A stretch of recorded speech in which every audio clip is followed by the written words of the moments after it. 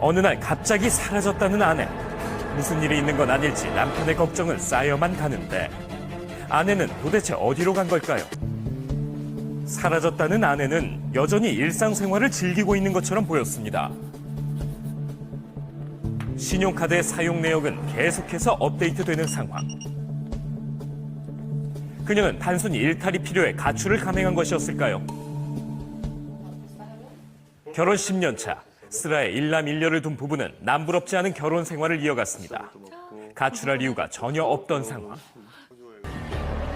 하지만 아내도 본인의 사업에 있어서는 남편 못지않은 능력을 발휘했는데요. 남편이 운영하던 렌터카 회사를 건네받았던 아내. 남다른 수완으로 눈에 띄게 사업 규모를 늘려갔습니다. 지금 다 정리해서. 그 어디에서도 그녀가 집을 떠날 이유가 전혀 없어 보였던 상황. 그렇다면 아내는 왜 사라졌던 걸까요? 돈을 노린 범죄에 연루된 것은 아닐지 의심스러웠다는 경찰. 제가 나왔어. 수사 도중 지인들의 반복되는 증언이 확인됐습니다. 아내가 사라지기 약 1년 전부터 두 사람의 사이가 급속도로 나빠지기 시작했다고 합니다. 서로 간에 고성이 오가며 싸우는 횟수도 잦아지면서 예전같이 다정한 모습은 더 이상 찾아볼 수 없었다는데요. 남편을 수상하게 여긴 경찰. 강도 높은 신문 결과 아내에게 내연남이 있었을 거라는 남편의 진술을 확보했습니다.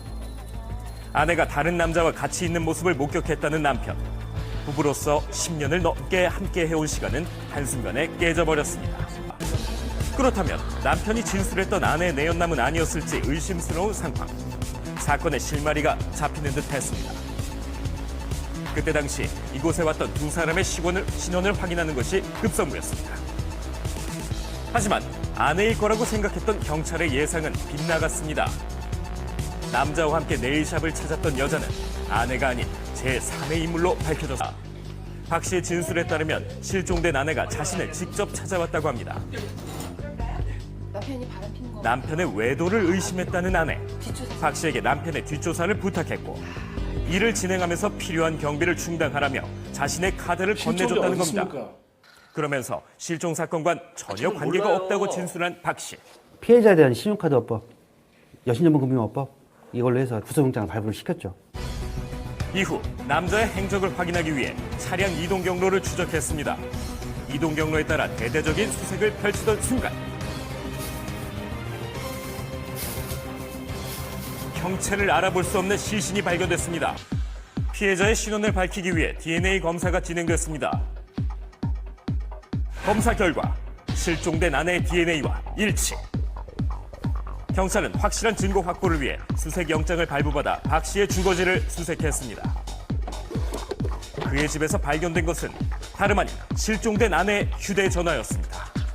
박 씨의 범행을 확실하게 밝혀줄 증거가 모습을 드러낸 순간 시종일관 범행을 부인하던 박 씨. 결정적인 증거 앞에서 조금씩 흔들리기 시작했습니다. 결국 증거 앞에서 무너진 박 씨.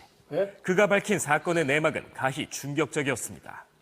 박 씨의 증언에 따르면 1억 9천만 원의 돈을 받고 피해자를 살해하게 됐다는 건데요. 놀랍게도 피해자의 남편 이 씨였습니다. 솔직하게 말씀하세요. 아내의 실종과는 전혀 관계가 없다고 주장하던 그가 아내의 살인을 의뢰한 이유는 무엇이었을까요? 한 1년 전부터 해서 이혼을 해달라고 이혼을 자기한테 강요를 하고 자기가 투자해서 만들어 놓은 그 렌트 업체를 빼앗기고 아이들까지 여자한테 빼앗기는 것이 두려워서 했다라고 얘기를 하더라고요. 가진 것이 많아서였을까요? 아내의 이혼 요구에 살인을 결심했다는 이 씨. 이 씨는 사업을 빙자하여 아내를 살해할 계획을 세웠습니다. 아내는 남편이었던 이 씨의 말을 믿었던 상황. 남편이 소개해준 사업 파트너 박 씨였습니다. 아내는 아무 의심 없이 박 씨의 차에 올라탔습니다. 그것이 그녀의 마지막 모습이었던 겁니다. 그런 아내의 모습을 지켜보며 경찰에 실종 신고까지 했던 남편. 심지어 알리바이를 만들기 위해 아내의 휴대전화로 지인들에게 문자까지 보내는 치밀함을 보였던 이 씨. 완벽한 범죄를 꿈꿨지만 경찰의 끈질긴 수사로 죗값을 치르고 있습니다.